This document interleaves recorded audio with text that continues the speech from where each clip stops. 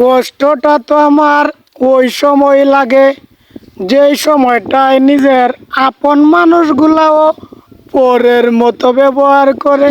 কষ্ট তো তখনই হয় যখন আপন মানুষ।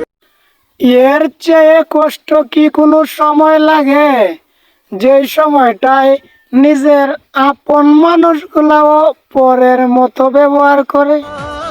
থাকতে কদর দিলা না, হারায় গেলে খুঁজো না, যায় না মাঝে পইরা কানবা, তবু আমারে পাইবা না। সমাজে কিছু কিছু আপন মানুষ আছে, ওই মানুষগুলারে ওই সময়টাই চেনা যায় যেই সময়টায় টাকা পয়সার কিছু অভাবে থাকা যায়।